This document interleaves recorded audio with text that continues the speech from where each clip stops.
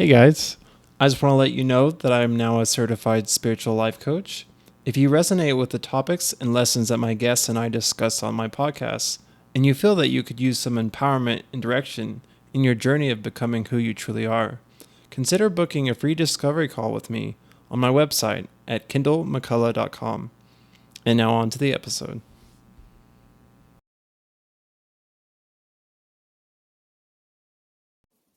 Hey guys, I'm excited today. I have my friend Bre Charity on.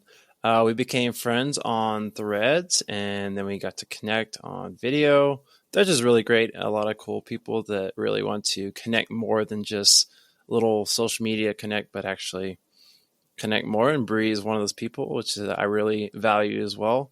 And we've had a lot of great conversations and we're fellow coaches. And so that's great. Bre, you want to introduce yourself a little bit more and who you are and what you do? Yeah, so my name is Bre Charity. I'm a professional dog trainer and behaviorist.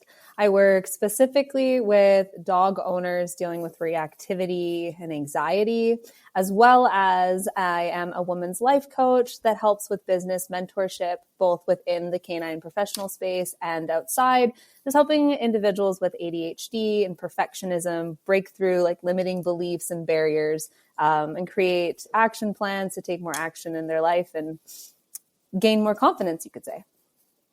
So thanks for having me. I'm really excited to chat with you more. I know that I have enjoyed a lot of our chats, and we connected through Threads. I think spirituality was the key word that kind of was that connection point. Right. Yeah, definitely. Glad to have you. So you want to tell us more about kind of your journey and how you got to where you are? Yeah, it's a very open-ended. Big question. I know we've chatted a bit about it. I'll try my best to condense it.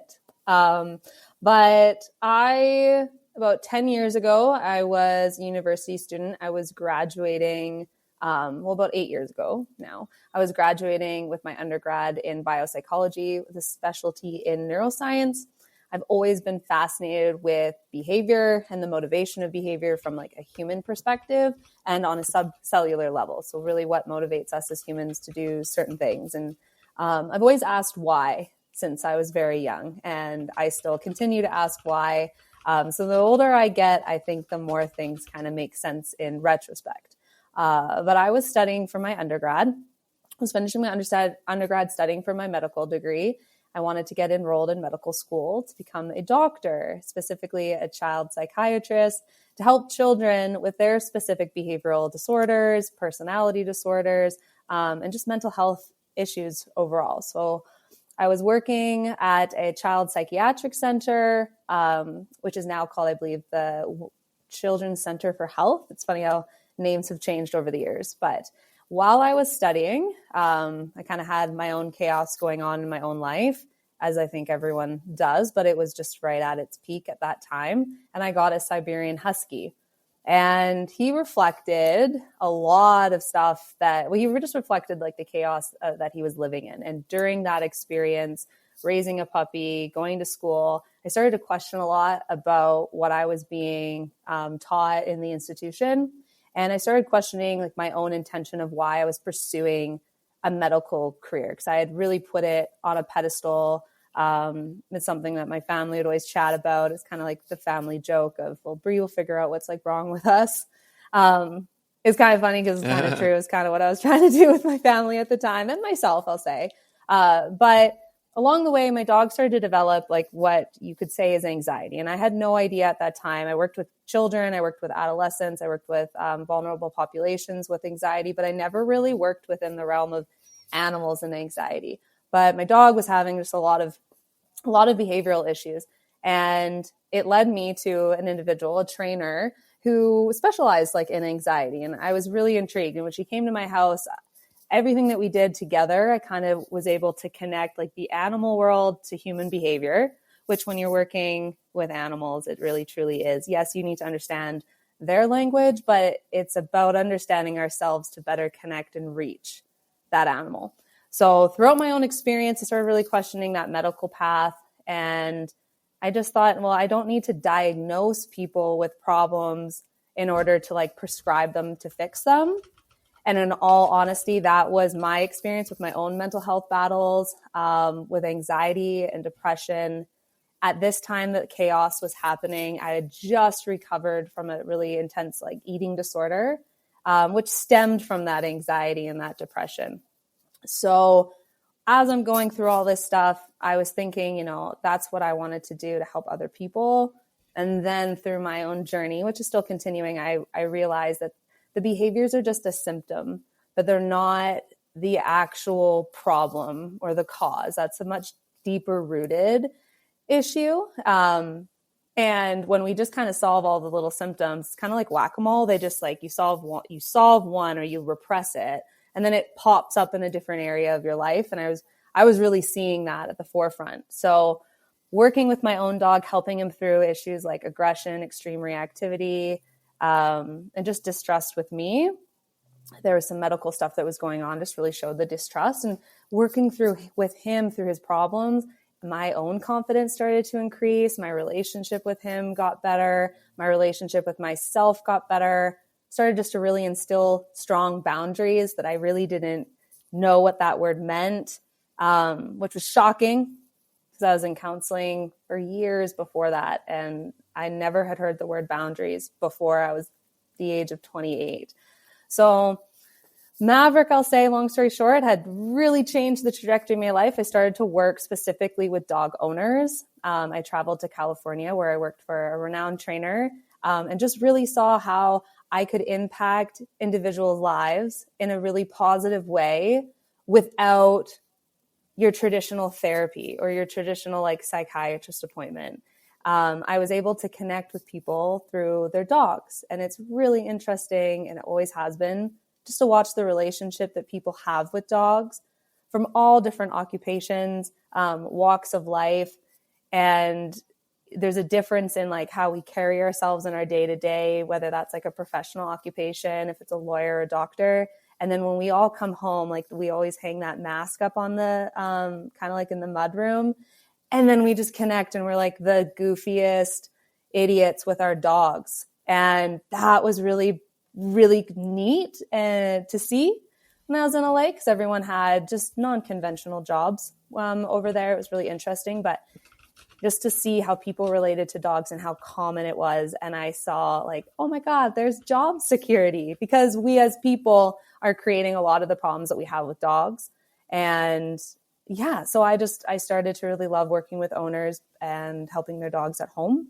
And it has, I'd say in the last 4 years, it has expanded to working as a mentor for canine professionals and aspiring dog trainers who are just wanting to start out their career and not sure how to kind of shift from that 9-to-5 lifestyle. And from there, it shifted into spirituality coaching, which I'll say I kind of stumbled into that realm with intention to promote my dog training business, but I was surrounded by spiritual entrepreneurs. And that was, it was an interesting experience, and it kicked off lots of more experiences after that. And I received my life coaching certificate through, I think it's Canada Coaching Academy, through the International Coaching Federation. And since that, I just kind of go and learn from different people now, but more of a focus on business coaching and women's health at the same time as dog training. So I'm in a kind of neat space where I have two businesses I'm running. I know that was a long-winded answer, but no, that's great. That's a very quite a journey, very windy, but I totally get it. My journey's been very similar in that way. I'm interested. What is biopsychology? I know you said you had a specialization in neuroscience, and that's what my brain goes to when it thinks of biopsychology. Is there something more to that, or is that just basically neuroscience? Yeah, good question. So on my last year of my undergrad, I was actually helping a specific professor. One was helping two professors, and it was in an attempt to get my accelerated master's. I wanted to be able to increase my GPA in order to get accepted into med school. And there was a program that I was able to enter because of the relationships and helping as a research assistant underneath a few. And long story short, it's actually a specialty in cognitive neuroscience, so cognitive behavioral studies. that I did specifically underneath those profs. Yeah. So it was like this fancy thing to put on my resume. I mean, it was a great experience. I really enjoyed working for the psychology lab and then the cognitive behavioral sciences lab. But at the end of the day, like looking back, it was great to do, but I was doing it in order to increase my GPA at that time. Right. And I think I had the similar realization in grad school about kind of the shortcomings about how the Western world looks at specialization and kind of looks at a lot of the, psychology, how it looks at the symptoms and, really just missing a lot of the root and interconnectedness of everything. And can you pinpoint like something or a few things that kind of helped you to that realization, or was it just kind of a gradual understanding of that? And like when you ask that question, like gradual understanding from like science to the shift into more of like the introspective spirituality, like how did I merge the two worlds of like pseudoscience and science? I think I have always, quote unquote pseudoscience. Yeah, that's why I quoted it.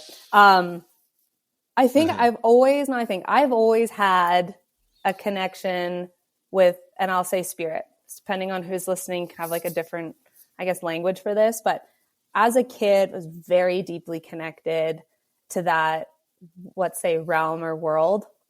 And I had a lot of incidences and trauma that happened as a child as well. It's interesting now to kind of look back on the research with trauma and liberation and spirituality and pain and how that's like a portal to our own liberation. And that happened like down the road.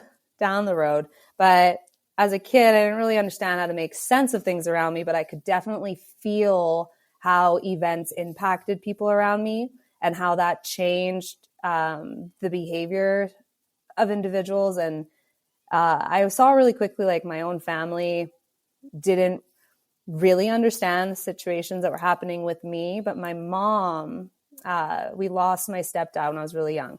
And my mom, she started to read like these books of like angels and communicating with the past. And I'd say like death and loss were the theme of my, not the only theme of my childhood, but if it was like following the thread of trauma, those would definitely be two big ones on it, because I was just exposed really young and no one really around me knew how to deal with loss. And so we dealt with it in our own way. But after that loss, certain experiences with my past stepfather at that time brought conversations about between my mother and I that like she couldn't deny. And she was also very interested in that. But at the same time, she would tell me like, you can't tell people like these things that are happening to you, or these, I would have very vivid dreams and I would connect to my stepdad. I don't really share that a lot. I've shared it with you, so it's a little different, share it on podcasts, but I would share that with my mom and I would go to school and I'd like tell all my friends and I'd come home and be like, no one believes me.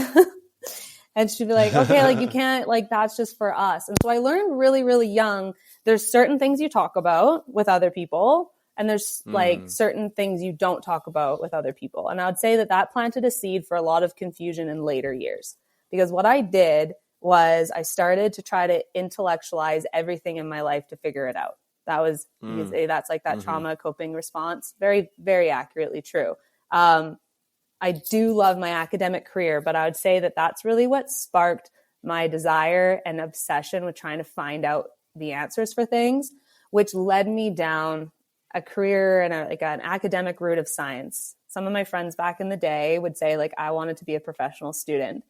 And I laugh now because it's like, yeah, there's still part of me that really likes the structure, because I'm a very imaginative thinker. I was telling Kendall last time we spoke, I scored 1% practicality on a personality test that I took, which is an acclamation of 27 individual ones. So 99% imaginative, 1% practical. So I found that like through academia and through my professional career as a figure skater that were kind of happening at the same time, it provided so much structure in my life that I didn't really have time to think about things. It was just kind of like, this is what I do. This is what I do. And it just became very repetitive. And it wasn't until I finished like my skating career. I still had my school and my studies to lean on, and really was interested in, again, like knowing the answers. And in school, they talk about, I think it was maybe 10% of my material was dealt with spirituality in my psych degree, like 10%. And it was still also like woo-woo. Even studying in my for my medical exam, people asked me what I wanted to be, and I wanted to be a psychiatrist. And even to the people that were studying with me that wanted to be like surgeons and deal with the physical body, still couldn't accept, and this was 2016, so it wasn't even like that long ago, couldn't accept or even open their mind to like, why do you want to work with the mind? Like that was still, and that's only 10 years ago, it's still really fresh, but that, like, if you couldn't see it and you couldn't put your finger on it and you couldn't influence it with an immediate response in the science, it didn't exist. And it was unexplainable. And it was just like pushed to the side. But because I have always had a connection with that realm and nature and my emotions into myself, I always questioned things. And when you ask, like, is there a specific thing that pinpointed it? I would say it was when my world crashed, or I thought it was crashing, in 2017, once I had graduated. Didn't know what I really wanted to do anymore. Things were bad with Maverick at home, like I was mentioning before, and in my life and all those things. But I knew that I just knew that behavior, I started to question what I was learning in science and my intention again. So I think one of the biggest moments is what I'm in a roundabout way getting to, is the moment that I worked with Maverick and saw, okay, if I create leadership skills within myself and I change my intention, I can influence the behavior of an animal so differently. And then I was able to relate that to humans as well. And so I just saw things that were kind of contradicting what I know about science, or the way I looked at it. I used to look at it as like the end all be all. And now it's this way of just understanding life, but science is never going to get it. We're always behind, if I can say it. Like we do some really good stuff, but we're behind life. Life is happening. And if anyone has seen the Avatar movie, the very first time I watched that in 3D, it gave me a headache. So I had to take my 3D glasses off and fell asleep. The second time I watched that movie was just at home. And I started howling at like the contrast between the individual, I think his name was Jake, that was living the experience, and then his science buddy that was like trying to study the experience. Right. And I was like, oh my God. Yeah, I was like, that was me. Like before, would be so caught up in the intellectual trying to understand that I missed out on participating in life. And trying to seek answers through textbooks, it only got me so far. And I'll say, like, life experiences taught me, like, throw your textbooks out the window, because it's not going to always apply to life. And I had to learn, like, some things are not meant to be answered, and I'm not meant to know all the answers. My brain can't even comprehend all the answers of the universe, which is, you know, at certain points in my life when I really tried and things were connecting and in sync, it almost like it like was a short circuit of a computer that just like fries because there's too much information. Right. Yeah. And yeah, and I mean, you and I know there's like specific little things that happen, but we'll see where my comfort level is in sharing yeah, it's that. fine. I just, I think that's a great answer. I really appreciate that. I think you've told me, but remind me, did you grow up religious or not religious? Or No, so my family, I'm actually Jewish through the maternal bloodline. My mom is Jewish, but I didn't know anything about it. Like, my family was so disconnected that I'm still like learning about the history and the tradition and my connection to it. 'Cause I really just like grew up being told that like I'm the Jew but non-Jew. It's like, but I was a kid too, so I didn't really know. Culturally Jewish. Yeah, I didn't, because we never practiced. I have half my family on the mainland in Vancouver, and they all practiced the language and the tradition and celebrated all of the milestones, but it seemed to be lost, the knowledge, because growing up, again, I always ask questions, but there could never be an answer. And I was like, well, why are we wearing the, let's say Moven Dovid, the Star of David? Why are we all wearing this necklace if we don't know why we're wearing the necklace? So I knew that there was meaning attached. But I could later really see like, oh, like this is how information like gets lost, and it's supposed to be passed down from tradition to or generation from generation, and it didn't. So I've had to learn from my Orthodox Jew friends. Just like, this is what our family does. This is tradition, and we don't really know why. We're just doing it. Yeah, we didn't. For someone like me or you that like really wants to know the truth, then that's just not satisfying. None of it was. It was just so confusing. It was confusing, and then like even now, I have to work through like, that's embarrassing. I should know this information, but I actually had no control over that at a certain age. I do now, and I'm educating myself, but yeah. So that, when you say like religion, it's like, well, that's kind of like the only thing I can kind of tie it to, but we never actually believed in anything because we weren't Orthodox Jews. We were eating pork. Like I had bacon and like all the things, all the meat.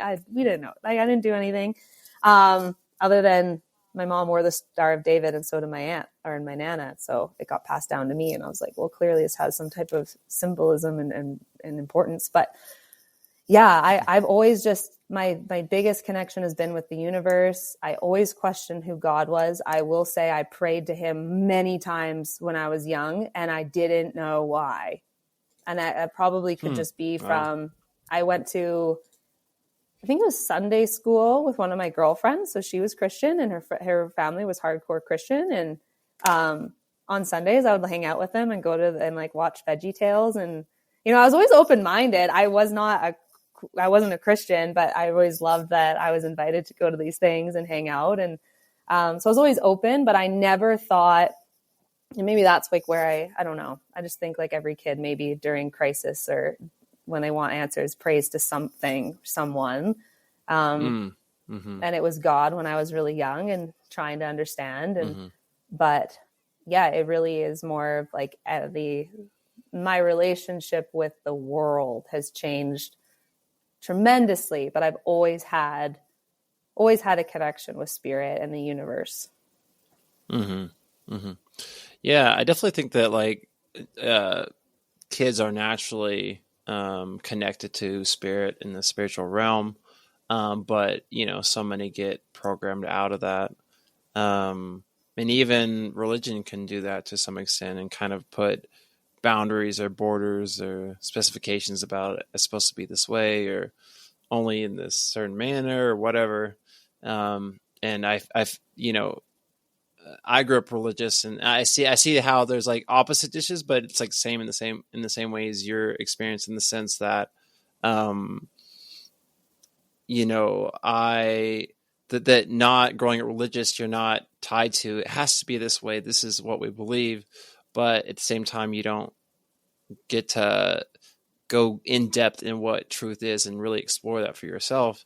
Whereas my experience was, you know, you're told what the truth is. And so you're getting maybe further down the road than science, but it still is putting a boundary on self-exploration and exploration of what the truth is. And so either way, there's like a cutoff. And, you know, I think that happens to most people. And so I think it's just really interesting that, you know, even though you didn't grow up, your family, you didn't have that cultural, really spirituality or religion, that you still had those experiences of connection, and that never totally left you, and that kind of resurfaced and prompted you and Graskell to kind of go for that and reinvest in that again. And yeah, so interesting what you said about like Maverick and your dog. And I was just thinking about how dogs are so, you know, they're so connected. They're a good expression of unconditional love, and how they're so responsive to humans. And so they're really maybe the easiest example of seeing how our personal energy or intentions or attitudes, different things like that influences the dog. And so it's not just like the world is the way it is and we don't have any influence on that and we just have to accept the way it is. It's like, no, there's really some kind of relationship or interaction that we can see easily with a dog, and then we can start to see how that same dynamic is happening with other humans or within the universe itself and our experiences. Yeah, beautifully put.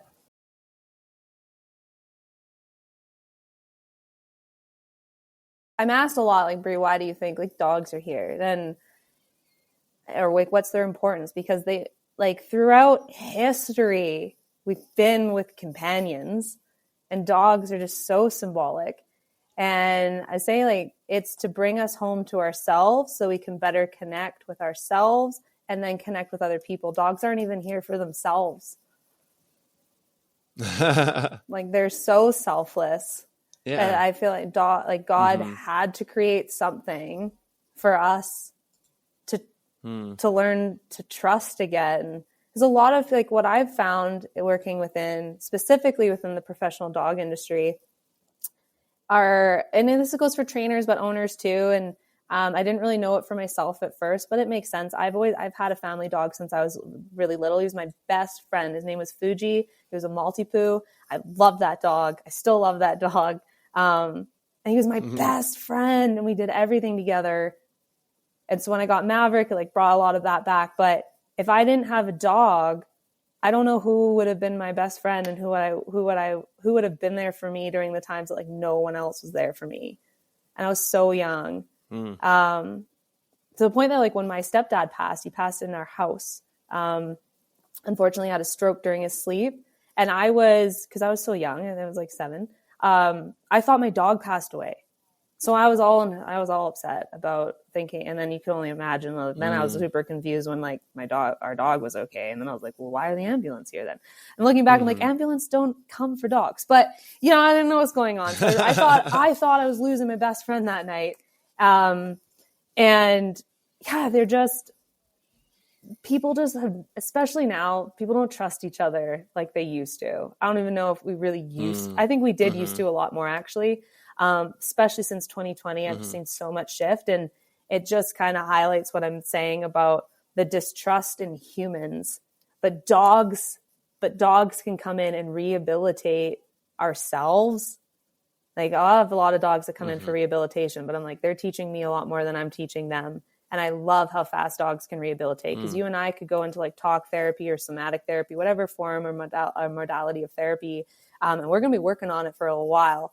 Dogs, you don't have to work on it for that long. Their brain will just rewire, because we have the ability to be like, remember, which is beautiful, but also a curse. Our dogs remember somatically in their body, but they're not introspectively being like, that was really shitty when that one owner wasn't there for me and then, like, left me. And they're not trapped in the story that as society and as a culture and as the human race, we connect through stories.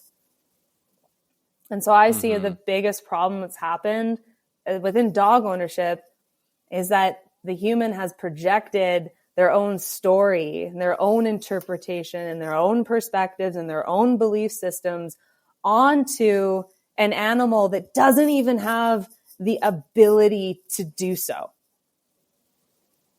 And then it dictates how the human behaves, interacts, responds. I mean, emotion is what motivates us to do things and to not do things. And so, yeah. Are you saying trust. Like that? Yeah, go ahead, finish. Oh no, I'm good. Yeah. I'm just trying to understand. Are you saying that? So, like, a dog might do something that the owner doesn't like, and then the owner is like, oh, this dog has this, is doing this in retaliation because of this, or something, making these stories like this dog has this story in his head and is doing something intentionally, rather than like, no, the dog doesn't even have that ability to have that story or that make a kind of belief system based on, the past, because it doesn't have that same relationship with, thinking and the past like humans do. Oh yeah. Oh yeah. Like, oh, your dog peed in your shoe because they're mad you left. They're not mad at you, but they disagree with your actions. And Mm-hmm. it's they're from and in that context, it's because there's no leadership in the home. So the dog has taken hierarchy. They're hierarchy animals. They're pack animals. But there's some people out there that don't believe that dogs are pack animals because somewhere down the line, they got some scientific piece of information that says like dogs don't live in packs and they're domesticated, that they no longer in tune with our instincts. But I'm like, that's exactly what has happened to humans, not dogs. They're in tune with their instincts. All the way down to your little chihuahua is still a predator, but people don't treat a chihuahua like a predator. Oh, he's so cute. And I pick him up, but like you're dealing with your wolf predator. 99% of those genetics are connected to his ancestors. And so to kind of negate that is to disrespect the chihuahua in front of you who wants a relationship, but doesn't want to be like an accessory. If that makes sense. So, yeah. What do you mean by like an accessory? Getting a dog for your own emotional needs and wants, not for what the dog wants to do. Like if I were to have, there might be like 1% of Chihuahua that's like, I really like being carried in a purse, but you know what? Like, as I say that out loud, like, no, it's just like my human side trying to make people feel better. No, like they've got 4 legs, put them on the ground, treat them like a dog, give them the respect they need, advocate for their needs, be the leader they need you to be, and don't be emotionally dependent on your dog to fulfill your emotional needs. But at the core root of the problem, it's human nature. Humans, and they love their dogs. I'll get calls of like, please help me. And they'll give me a whole rap sheet of what their dog did. And at the very end of it, they'll actually just convince themselves out of it by like giving me a whole bunch of positives to almost like balance out the negatives. And I'm like, you don't need to feel guilty about just telling me honest feedback about what your dog is doing. Just because they're acting this way doesn't make them a bad dog, doesn't mean you don't love them. It doesn't mean any of those things, but people will feel bad and guilty for saying negative things about their dogs, that they then throw all this positivity in there and convince themselves everything is fine. I'm like, well, why did you call me? Human emotions are fascinating. I can just see so many like tie-ins.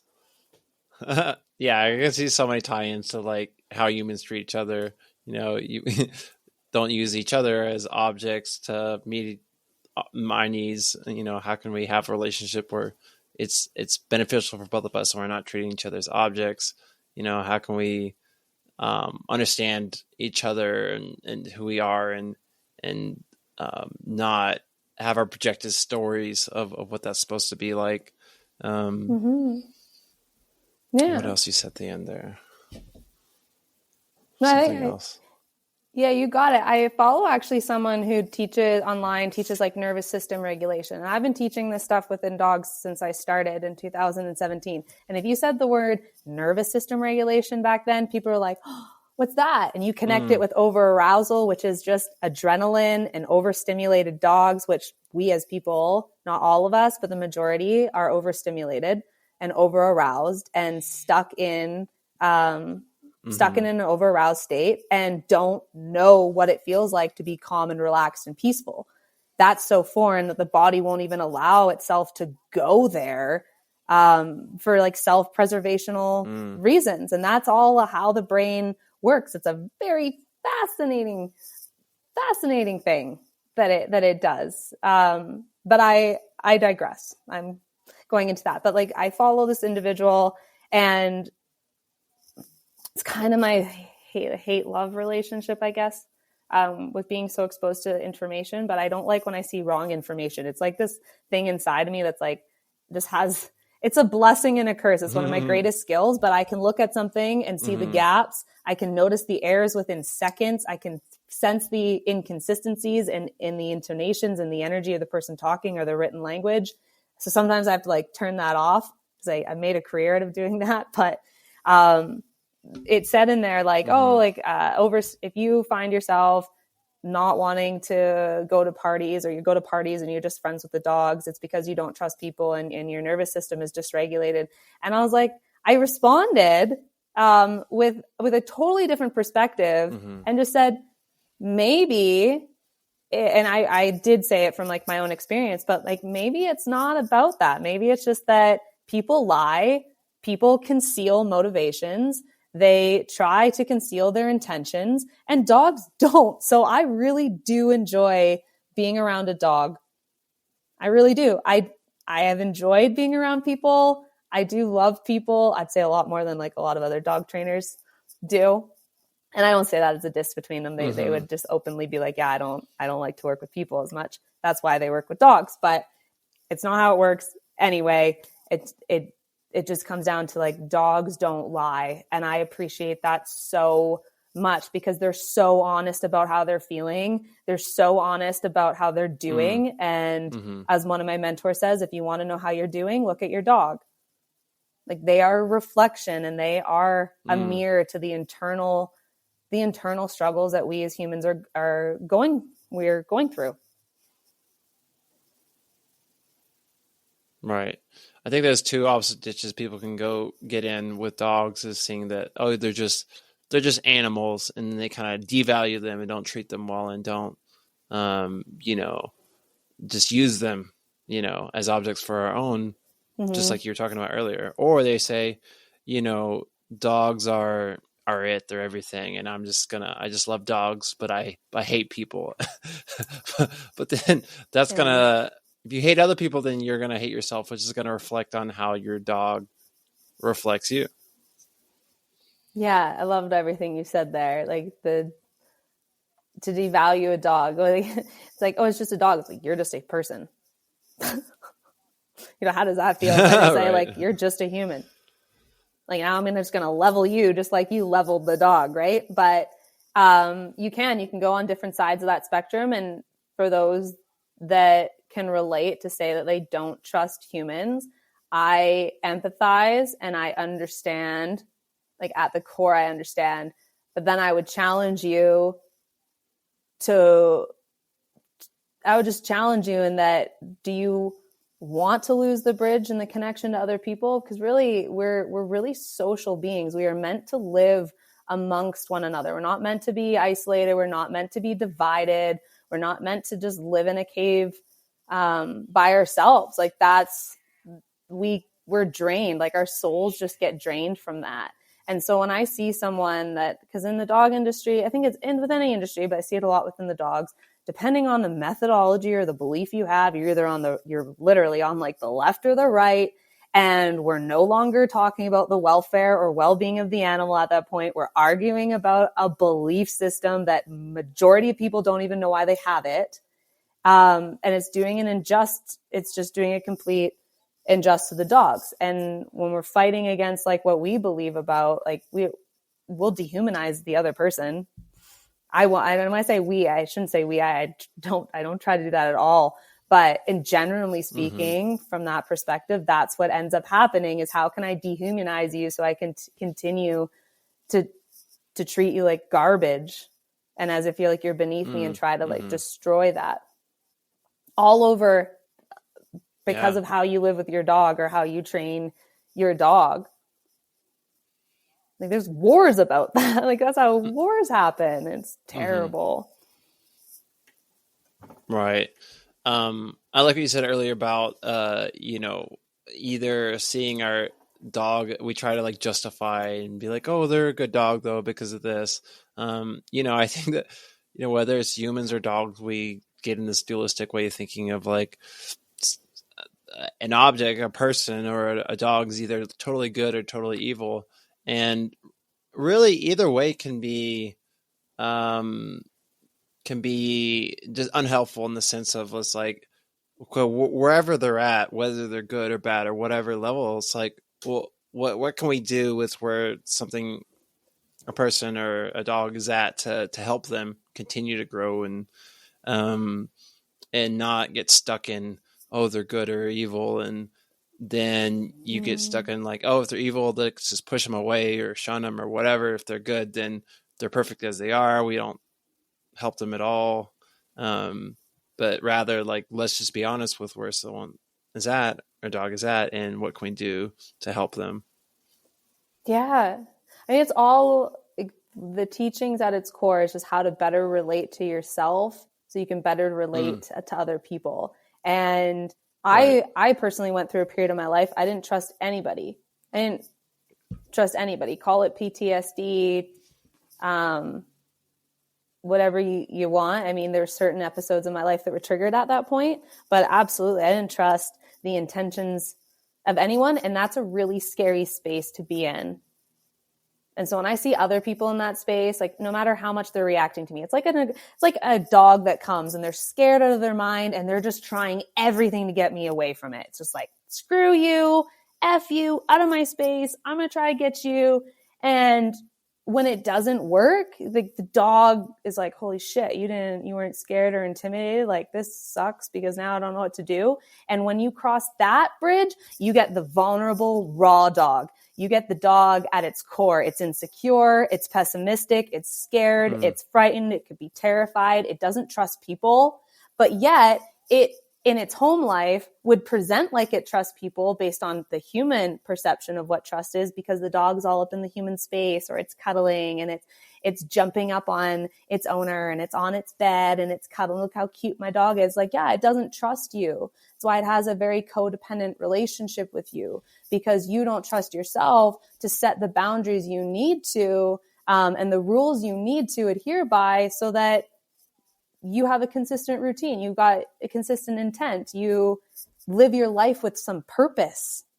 Dogs need purpose. We as human beings need purpose. But when we're isolated and we're behind a computer screen and we're just like looking for all the reasons to justify why we're angry and mad at the world, you're going to find it. There's so much evidence to justify it. I'm a great example. I have been there. There's sometimes I go back, I just bring myself out of it faster than I used to, because that's easy. That's easy. It's an easy place to go, especially if that's a place that you're used to. But to trust somebody, that would be too uncomfortable to do. But that's what life wants us to do. It is about being hurt. It is about breaking trust. And I tell my clients, to build trust, you have to break it. There's like this really weird, and I fell into it, but ideology that to build trust, it can never be broken unless the trust isn't there anymore. But it's like, people are going to hurt you. They're going to hurt you. So that's a reality. Another reality is life is hard. Life is really hard. And the better question to ask yourself is like, in those times where you don't trust somebody, life is hard. What are you going to do about it? Yeah, absolutely. That's great. I like another thing I like you said is about how dogs bring out the goofiness in humans and how we can just be ourselves and be like a child. And I think that childlikeness is so important, so essential. Jesus said to enter the kingdom of heaven, we must become like little kids, and dogs help us do that and just not take things so seriously. Yeah. I have a little Wiley. So this dog, this wild dog came to me from the bush. I don't even know. She just came out. Long story short, my nephew brought her, or told me one morning, like, hey, there's a stray dog that needs your help. And we've got the stray dog. She was born, I'm pretty sure that she was born in the wild. But either she was dropped off as a youngling, but I think that her mom bred with some type of Yodi. Anyway, I've got this dog and she is a joy. Like, she came from nothing. She had Giardia, so she was her water source was from probably very old sources of water outdoors, like really muddy pools of water. You got to be desperate to be drinking that stuff. She didn't have access to clean water. She didn't have access to food. She was not hunting well. If there's a dog, like, I can tell when the wild dogs, like they're not emaciated. They look good. Like, leave them wild. She wasn't doing well at all. Infested with fleas, had parasites, worms, all the things. And ever since we brought her in, she has just brought so much joy to my rescue, Chella, who has her own neurological case, has rehabilitated really well in the last 8 months. And she's hit it off with Maverick. In each dog I bring in, we've got a rescue named Bruno right now. It's a bully breed. She loves to play with him. And it's just like, you look at her and she has no idea she almost died. She has no idea that like she didn't have a pack. She didn't receive the love that we talk about these days, like growing up in a very loving, unconditional family, very conscious, open-minded, all those things. She didn't have any of that. And she is the happiest little shepherd coyote I've ever seen. And she loves to play. And she's fearless. And like, she's just such a great example of what resiliency is and what we have the ability to do for ourselves if we can just take control back of our own lives. Because the only time that we get really upset is when we think that we're not in control of something, or if someone does something, we react to it. We're not mad at them. We're mad at the fact that we allowed ourselves to get out of a state of alignment that we don't like to be in. We're not mad at the person because no one has the power to control. And that was hard for me to learn. I didn't learn that because when you're young, control is out of your hands. You are a circumstance to your environment. Like you are a product of the environment and whatever's happening within it. You don't have control. And if there's an adult asserting power or some type of like trying to create a power dynamic or relationship, you're going to feel like you don't have control. And that's how I felt. So to grow up and to learn, it wasn't easy, but like you can take control back of your life. But are you more addicted to the pain and the suffering, or are you ready to let that go and be open to something else? I've learned pain is an addiction. Suffering can be an addiction. And if Wiley stayed in that, she'd be dead. Yeah, it's where people are so used to, it's their life. It's what they're used to. It's their comfort zone. And so they might complain about it, but they also, in a way, enjoyed it in a weird sense, or it's what they're used to. And that it allows them to get in this state of victimhood. And it's some people's only way they know how to like love themselves, even though it might be in a sort of perverted way, like more pity. Or just stuck in that, or even get like love or pity from other people, like woe is me. But it just takes time to kind of reorient, rewire, in the sense that like you can love yourself and other people can love you without constant suffering or focus on that. Yeah, it's a powerful addiction, and within it, it's self-serving, but it's also there to show us things.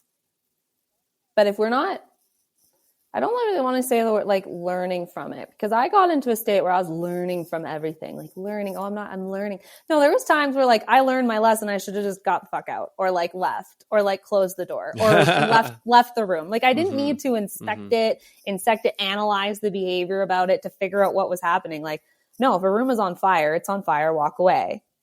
But I didn't, that was just another thing that I had to experience. And I like to say that our dogs are always experimenting, but we're not different than that. We are also always experimenting. And I hope that when people are listening to this, that they continue to experiment, because the only time things will get really bad is when you stop. When you stop trying. That's a scary place where you can start to lose hope. And that's one of my missions, is to help and just inspire hope to other people that might be losing it, might have lost it, might be going through something or an experience that they can't understand. And they're on Instagram that's like, oh, just trust the process. And they're like, fuck the process. But just know that, we're floating on a ball we're in space floating on a ball. And then, that's wild. Yeah. So that kind of helps shift a little bit more from the dog conversation, which was great. But we were always straddling that line. But until you're like spirituality coaching, and how did you get into that, and what is your like focus with that specifically? Sorry, what was the question? What's my focus with spirituality? With your spiritual coaching. Well, and I guess now with your business kind of coaching. Yeah, I don't say I'm a spiritual coach. Only reason why I don't say that is because, maybe I should back up here. I started in the spiritual entrepreneurial space. I found a lot of individuals that are, quote, spiritual forgot the fact that they're also a human being having a spiritual experience, not a spiritual being having a human experience, which you hear that a lot, right? You could probably like, and I used to relate, oh my God, yeah. No, I'm a human being. And with a spiritual experience is being human. We're human.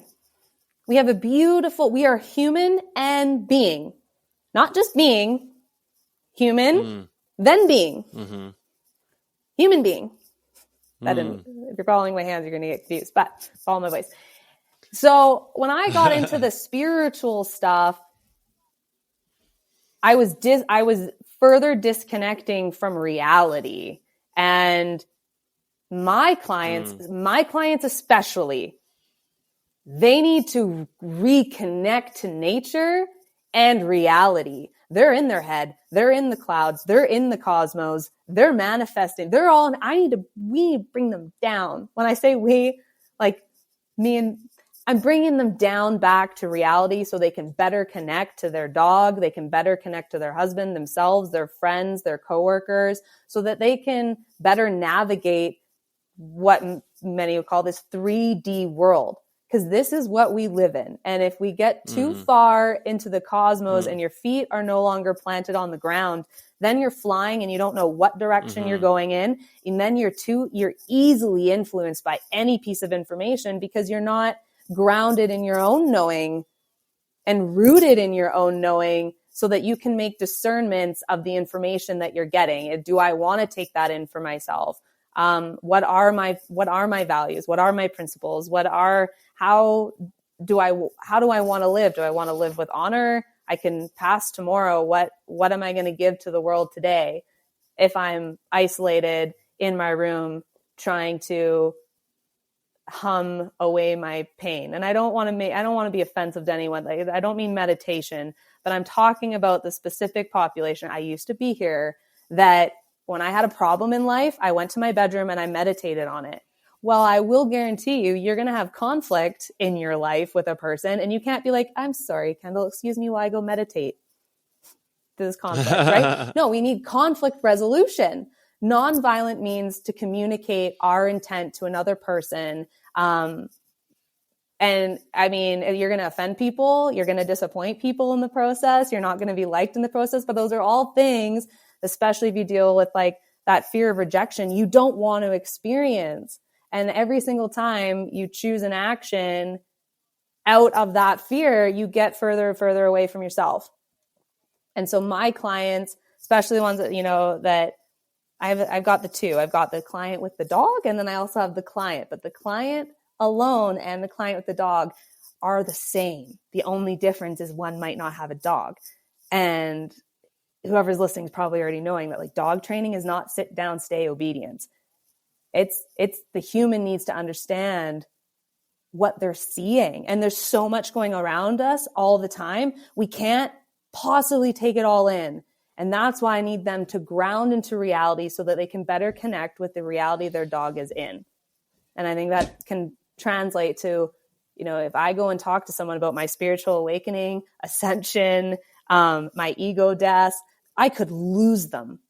And that's okay too. I don't want people to hear this and not speak their truth out there, because by doing so, you're going to bring in the people that really need to hear the message that you have to teach.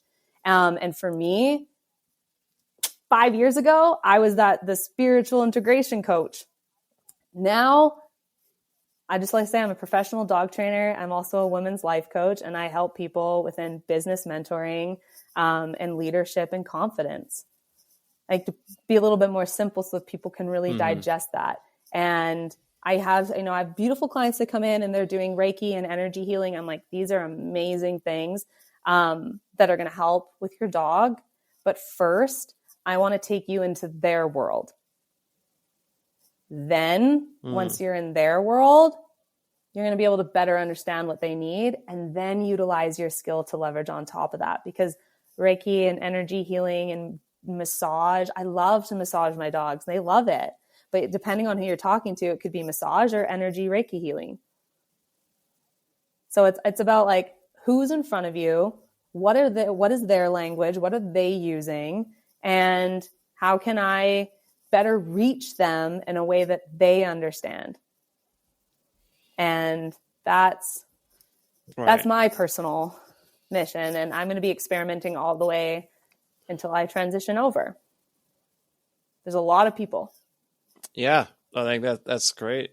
I definitely think that, we were talking earlier about how you had so many experiences with people who were so disconnected from the spiritual or didn't acknowledge that. But then you experienced the opposite, where people were so focused on that, then they were losing connection with the physical, with the 3D. And so again, you can go into these extreme ditches one way or the other. And, I think it's really about both. It's how can you be spiritual? How can you be a human? And, I always think about my friend who talks about Jesus and how Jesus was the most spiritual. But that's not the opposite, or the one end of the spectrum is different than the physical or the human. It's like he was the most spiritual and the most human, the most real. And so it's like they're not opposite, but they come together. And so I think that's the goal. How can we integrate both the spiritual and the physical? And at the same time, we all have to figure out, who we are, where we are in our path, and how we're going to represent ourselves, what language we're going to say. I was kind of struggling for a little bit on like, should I present as like a spiritual coach or not, or what language should I use? And again, I think at the end of the day, you have to figure out what resonates most with you and present yourself that way. And that authenticity and that genuineness and that passion is going to shine through. But of course, at the same time, each client that comes, you figure out how you can still be yourself and whatever lessons you're learning or you're trying to help them understand and grow. You try to use the best language that connects with them and give them what they need. So it's a delicate balance. But like you said, it's an experimentation and it's fun. It's a journey. Yeah. I think it's really well summarized. I think we lose our connection to spirit, the universe, higher power. When we lose that, it's just, I think we just turn our lights off, and then we're like that passion and purpose. Our soul is like, oh, you didn't allow it, but it will always be there. And so that within itself, whoever's turned their lights off, like eventually that little noise, it gets louder and it gets louder and it gets louder until it starts screaming at you. And I feel that everyone has their journey. I trust in everyone has their own journey and will figure it out for themselves. But word of advice, the more you close doors on yourself and those little voices, like one day it's going to come louder and louder and really take your attention. So if you can do it slowly, that's always better than there's less suffering, less pain.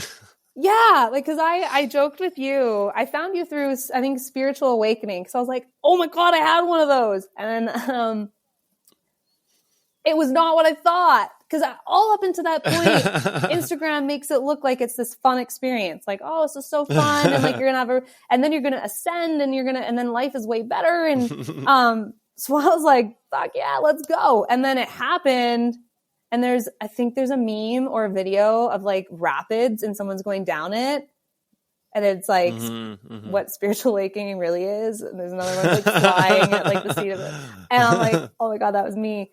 Cause it was a wild ride and talking to, this is a great point, talking to one of my mentors and friends who's a lot older than me. He's in his 70s.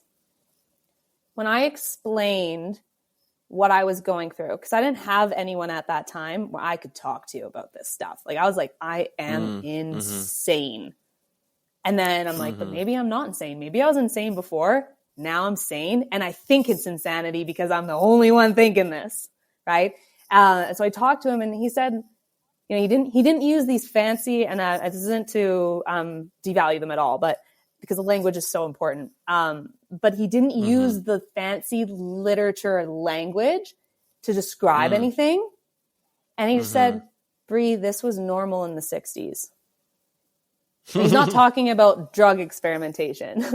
He's talking that it's normal. We all have to, as human beings, at one point, our body rejects things that aren't working for us anymore, or that we aren't aligned with anymore, and that we don't agree with anymore. Even if your mind is trying to tell you, I'm agreeing. Your body, there's a complete incoherency between your mind and your heart always knows, and your body's not stupid. There's an intelligence beyond the mind. Thank God, or else I wouldn't be here. I would die. I'd get so in my head that I would forget, my body would forget how to function. So thank God. And when we're just not listening to that, a lot of things just end up going wrong. And when he said that to me, it was just like a nice exhale. It was so nice just to hear someone older with a lot more wisdom than I, who had lived a lot more life than I have, pretty much validate what I was saying and say, this was normal. But what's happened, and you mentioned this before, like that conditioning in childhood, well, that just gets stronger and stronger and stronger. And it's a program. It's like this computerized program that just operates on autopilot without any conscious thought. And I reached a point in my life where I was letting go of everything. I was letting go of everything in the past that no longer aligned with what I thought, believed, felt, was doing. And that experience back in the 60s said everyone knew it. So you had support. People understood. You weren't being medicated for it. You weren't being isolated for it. You weren't deemed as abnormal for it. You weren't like ostracized because God forbid you become unhinged, right? Like God forbid that. Or should I say gosh forbid? I don't want to be rude, but you know, I'm trying to say like, yeah, forbid that. So he normalized, he made it okay. I guess is the best way I can say it. He made what I was going through, that I thought I was going to be in an insane asylum, and all the horrors that I ever thought in my own imagination was going to happen.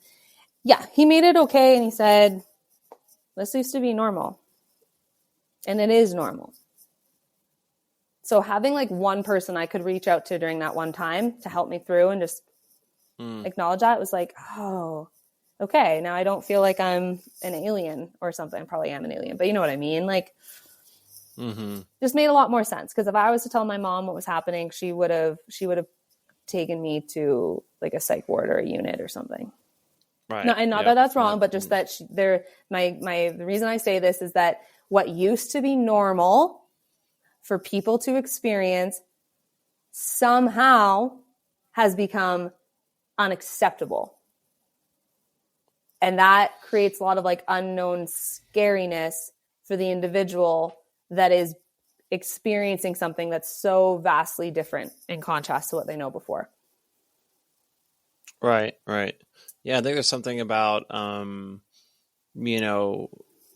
the internet and social media and science in the Western world of kind of this generalization of what it is, what life is and what normal is. And kind of like this generalization basically. And then we miss the vast variety and how life can be so different or so change so much in ourselves, and how there's so much more to it. And so anything that kind of like breaks the matrix, that's not the norm or what we consider the norm, we're really afraid of. And when it happens to other people, then we're like, something needs to happen because this is confronting me and what I am comfortable with, and I can't handle this. And so you need to go fix yourself so I can make myself feel better. Yeah. Well, and I see this a lot in training with dogs, is that when the dog is going through whatever experiences that they are, because they're just gonna, if it's a reaction or a lunging or a bite, or there's all steps to this, but the body is justifying the act, using the action to justify the feeling. Yeah, we've covered a lot of great things. Is there anything else that you want to hit on that we've not talked about yet? I'd be more curious if there's anything that you want to know that we haven't talked about yet. Yeah, I guess we kind of talked about beforehand the kind of people you find yourself working with, and some of the things like procrastination, perfectionism, ADHD, and fear of rejection. How did that come about? How did you start to that become like a pattern or people's or type of people you focused on? Well, I've always helped individuals that have suffered with anxiety, mental health issues, anxiety and depression specifically. And, I used to volunteer at a homeless shelter, and I feel that this is like we'll cut out. Just about how you've come to coach those type of people. I would say that I've always dealt with individuals with anxiety and depression, because that's what I knew, especially as a child. It really didn't hit me until I was about 16 years old, and a relationship had ended of like 8 years, and that just brought back, I think, a lot of the stuff I wasn't dealing with before. I was teaching individuals like how to figure skate, how to skate.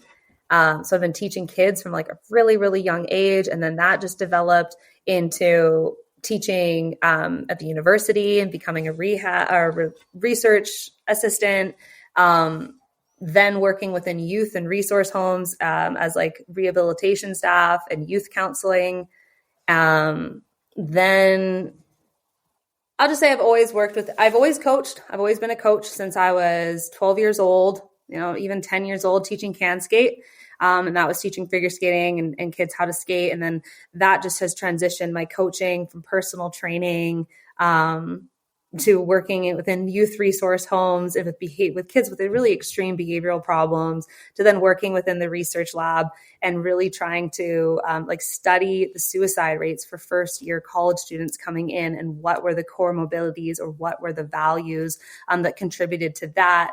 And looking back in retrospect, it's my passion for humans. It's my passion for well-being and to better connect and understand. That has always been with me since I was really little. I've just always been a communicator, been someone that people go to try and articulate their feelings. I just already did that.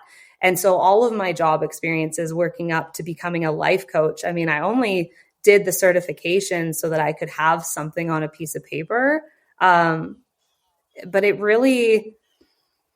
it just taught me how I didn't want to continue coaching. And the individuals that I attract, I think I've just honed in on these certain things that people struggle with because of the people who've come to me for help. So I have just kind of narrowed it in on, this is the common thread that everyone that I've worked with has. And it comes from just low self-esteem, no sense of self-belief, low confidence, confidence in their abilities, distrust. They don't trust themselves. And they all share it. So I don't really have, I guess, do you feel like that's way. Is that something that you feel like you struggled with this as well at some point? Oh yeah. I know the deep, dark places that it can take you. I know that of the beautiful places it can take you. I teach from my own experience, as well as I am a passionate learner. I'm always I'm not trying. I don't have to try. I just have a passion for knowledge. And I always want to better that understanding and better my coaching. But I've always been a very intuitive woman. It's just been my own life experience that have taught me to trust and to continue to trust. And I'm not exempt from any of my clients. I want people to know that too. I might just be one step ahead. I might be a few steps ahead. I might be a few blocks down the road, but like I've walked the same path. The things that I'm teaching, it comes from my personal experience with this stuff. And if I can do it, I was suicidal. I was really suicidal in my teens. I was in my 20s, my early 20s. And I had never been suicidal up to that point. So my family didn't really have an understanding. I come from a very, very loving family, but it's disjointed. I don't have a relationship with my dad. Family abandonment was a big thing. Self-sabotage was huge. Eating disorders. Well, I mean, hey, that just aligns with the anxiety and the depression. And I went to school for it. I studied it. And as I was in school, I was like trying to like diagnose myself. And there's all these fancy names and all these fancy terms. And it wasn't until later in life that then dogs were my portal to this, was like, dogs don't have to go to university and study psychology and understand neuroscience to act a certain way. And they rehabilitate faster than we do. So what is it? Why? And I still do have a fascination, but I just have a very soft spot. And I'm seeing now as I talk more out loud, that a lot of people are struggling with it. More so now than they did before. And I may have not known why certain clients were coming my way, but I think I have a better understanding now. And it's just how I share things, I guess the channel in which I share it, the language in which I use, and the intent in which I project, it attracts a certain clientele, and they all either are suffering. I wouldn't want to use suffering anymore though. I'd say they've all struggled. Some more than others and less now, but we've all experienced the same thing. And a lot of people they just want someone to understand. Mm-hmm. Yeah, definitely. I mean, I think that, that we teach from what we've experienced, and that's the best form of teaching. And that's the most authentic and the most we can offer people. And then it also we attract like-minded people. I mean, that's what the universe is. You attract like-minded and some similar experiences, and the universe brings people to you that need your help, and you need their help, and it's a co-creation, co-helping each other out. And I mean, it's just funny because your story and what you've gone through and things you're learning, and then also all those things I listed that people struggle with, that you've struggled with. It's just been the same story for me. So again, this is another example of that being true. And I find that is so neat, because that's my love-hate with social media, that I connected and made a relationship with yourself, which is so cool. So it's like, how can I not like social media during that times? But hey, and you probably know this for yourself. The journey is always evolving. I came into this as like, I'm just going to be a professional dog trainer, because I wanted to do therapy work before that. And I was like, oh, this is so much better. I don't have to like sit in a chair and be like, so tell me about how you feel, like whatever. But nothing bad with that. But I found a way I could do it that really lit me up, and I was passionate about it, and I could see change right away. In therapy, not all the time can you see immediate change. But I saw immediate feedback. So I'm like, this is amazing. Like, look at what can happen when you shift your intent and you mean what you say. And then you ask for that, and the dog's like, oh shit, you actually mean it. Cause a lot of I'll say that your inner world not always meets your outer world. And that to a dog is confusing, because if you're doing something you're not thinking, they're like that contradicts. Your energy is contradicting. You're not acting, you're not meaning what you say, and you're not doing what you say that you were going to do. And that's confusing. To animals, their inner world always matches their outer world. They're never disjointed. But for humans, that's all disjointed all the time. You could feel something, but out of those fears of rejection or failure, whatnot, you'll act a different way than how you feel inside. Well, you can't lie to a dog. So can't lie. You can lie to a human. It might work out depending, but you can't lie to a dog. They can see, right? They can see you. They can see you, the emotion. They can, but they also they have the ability to see the ultraviolet light that we don't on the human spectrum. So they can actually see your cortisol and your adrenaline levels raise, and you turn a different color. See our aura? Well, aura, because now we might get like a little bit too detached. But yeah, Sure, but essentially, yes, they can see the energy that you are radiating, but they're not. I want to kind of take the word aura out of it, so just so that people can grasp it, that maybe don't know that, is just that your different emotions, you're a heat map. You're a heat map. So depending on whatever emotion that you're experiencing, you're either raising in temperature or lowering. We're going higher or cooler. They can see that. Yellow, blue, red, they can see it within our body. That's how they detect cancer as well. As their nose is really great too. But we emit scents and pheromones when we're stressed out. So there's stress signals that we're giving them. So you can't be stressed out and then try to keep it all under composure. It might work for some people, but dogs, you're not lying to them. They know that you are concerned or stressed. And so if anything, it's emotional regulation and it's self-regulation. It learning how to, I love emotion, but it's learning how to turn it off. It is learning how to get beyond the emotion when the emotion is not helping you in that moment. Emotions are helpful. They are so helpful, but they are not helpful in dog training. And there are contexts in which, in order to get shit done, if you're someone who goes into self-sabotage and has that repetitive, thoughts, negative thoughts, and you go into that spot, your emotions aren't helping you anymore. And that you got to get out of it. But the only way to get out of it is through action. And I totally get it. Like it's way easier as I'm saying this than when you're in it. But it's not about perfectionism. Right. It's not about, okay, today I self-sabotage, I'm never going to do it again. It's about, well, how do you self-sabotage? What are the ways that you're doing that? How is that manifesting? How is that showing up in your life? Like when you self-sabotage, so something I would do is like never respond to emails, and I wouldn't invoice. I would like wait forever to send invoices. Well, I could learn intellectually all about like why I was doing that. It actually really didn't help me because I still continue to do it.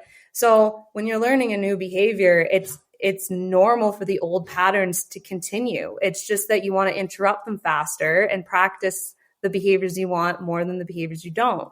But it's not about you're just going to fix this overnight. It's not how the nervous system works. Just catching yourself each time and bringing out. But the more awareness you have, the better able you can do this. Because if you're not aware that you're in that state or in that cycle, you can be in that cycle for a lot longer. But when you start to notice what the triggers are, what it feels like when you're in that state, then you can help yourself pull yourself out quicker, faster. And then that's just what it's about, making progress forward, but it's not linear.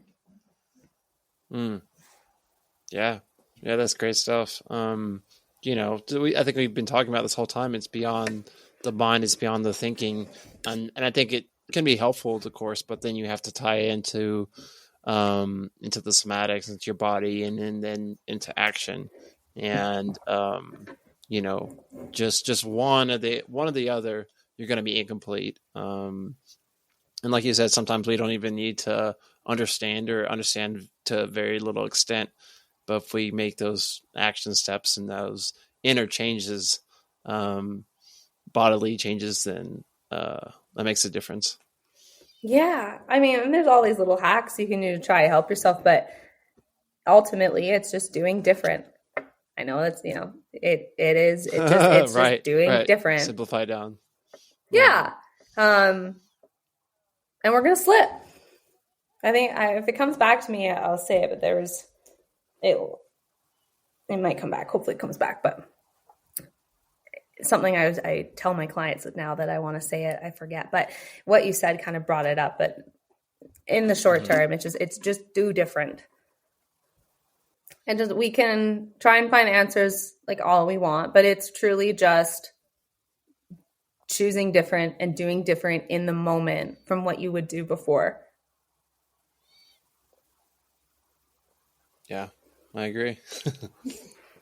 Yes. Is there anything else you think that I haven't said, or you got a burning question? It's nothing that comes to mind right now. But I've really enjoyed it. I really think this is fascinating. It's really cool to get your experience with dogs and what you've learned from that, and then apply that to relationships with others and to ourselves.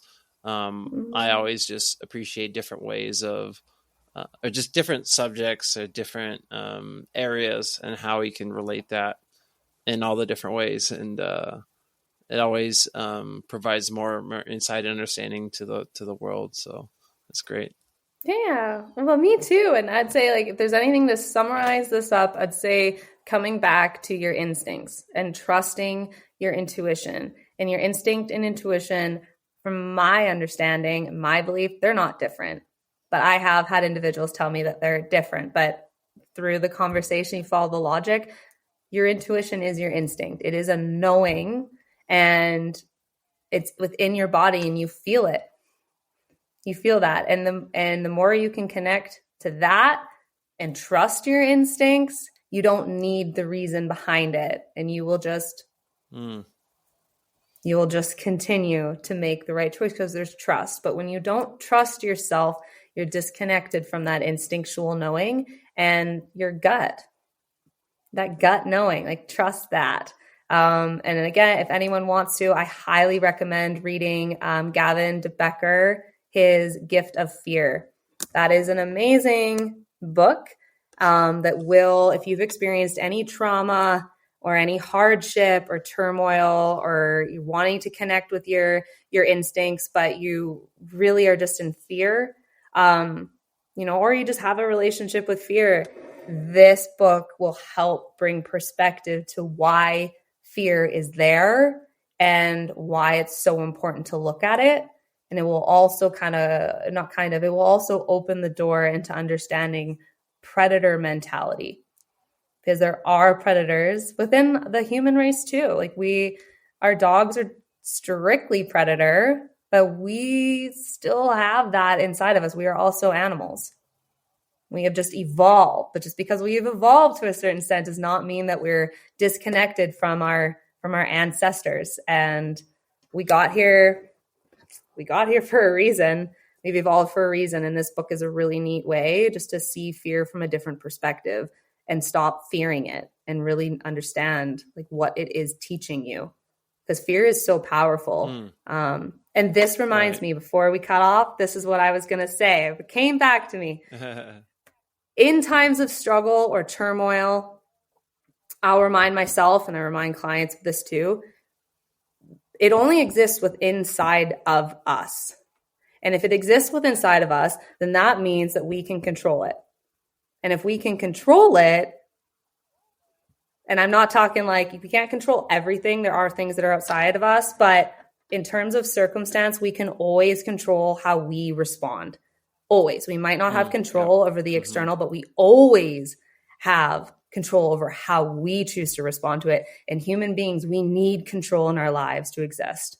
Whether it's one little thing, we need to be able to control that, because that's just how life is. Life needs, like, movement is a form of control. If we can't move, then we're not in control anymore. But, if we have the problem that exists inside of us, then that's our voice.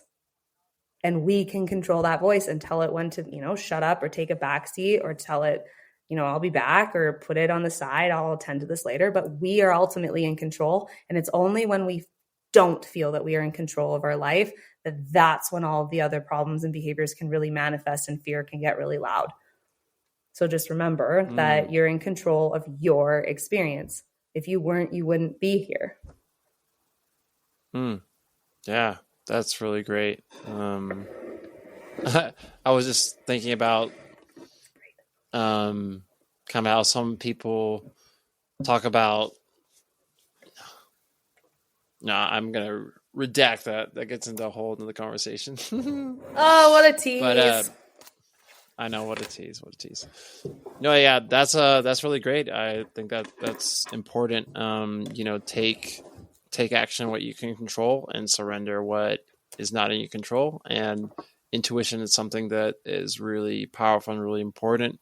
Instincts, or whatever you want to call it, and something that we've kind of lost in our modern age. And so I think it's something all those points you made, excellent points, I keep saying over and over again in the podcast. So that's great.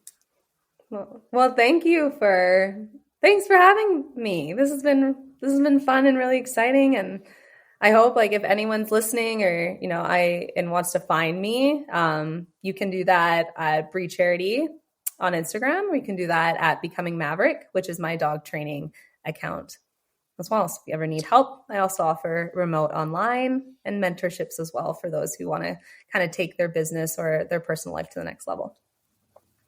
Yeah, make sure I put all that stuff in the show notes. I really enjoyed having you for a great conversation, and great to be your friend. So thanks for coming on.